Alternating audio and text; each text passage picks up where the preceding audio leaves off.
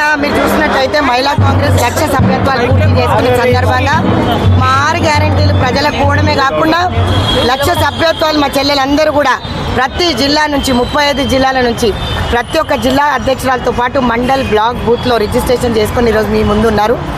ఇదే విధంగా మహిళా కాంగ్రెస్ అధ్యక్షురాలుగా నేను చాలా గర్వపడతాను.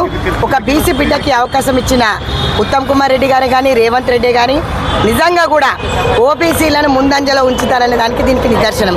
నేను మనసారా రేవంత్ అన్నను కూడా అభినందిస్తున్నాను.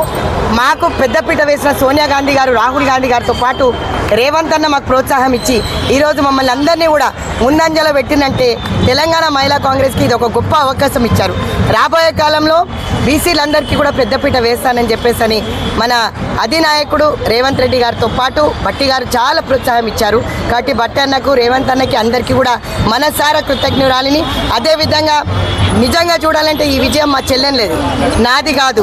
5,000 సభ్యత్వంతో నేను ఉంటే మా చెల్లెని అందరూ కూడా ఈరోజు కష్టపడి జిల్లా అధ్యక్షురాలే కానీ, కార్యదర్శులే కానీ, మండల్ బ్లాక్ బూత్తో పాటు ప్రతి ఒక్కరూ ఈరోజు ముందు ఉండి సభ్యత్వ నమోదు చెప్పడం, ఊరూర్లు తిరిగి ఈరోజు కాంగ్రెస్ పార్టీ ఎంత బలోపేతం అయిందనేది ఈ సభ్యత్వాలతో తెలియజేశారు. కాబట్టి అందరికీ మనసారా కృతజ్ఞతలు తెలియజేస్తున్నాను. అదేవిధంగా 24వ తారీఖున అల్కా లంబా గారు వస్తున్నారు.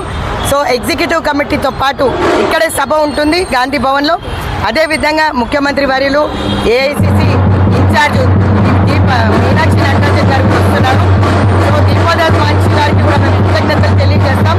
అదేవిధంగా మీనాక్షి నటరాజన్ గారిని కూడా రమ్మని చెప్పి ఆహ్వానిస్తాం. 23కి మేడం వస్తున్నారు. సో ఆ రోజు మేమందరం చెల్లెళ్ళు అందరం వెళ్ళి లక్ష సభ్యత్వాల గురించి చెప్తాం. ఒక మహిళ ఇన్ఛార్జిగా మళ్ళీ హైకమాండ్ పెద్దపీట మహిళకే వేసింది కాబట్టి ముఖ్యమంత్రి వర్యులకే కాకుండా అదేవిధంగా కేసీ వేణుగోపాల్ గారికి, అల్కా లంబా గారికి ప్రతి ఒక్కరికి ధన్యవాదాలు తెలియజేస్తాం.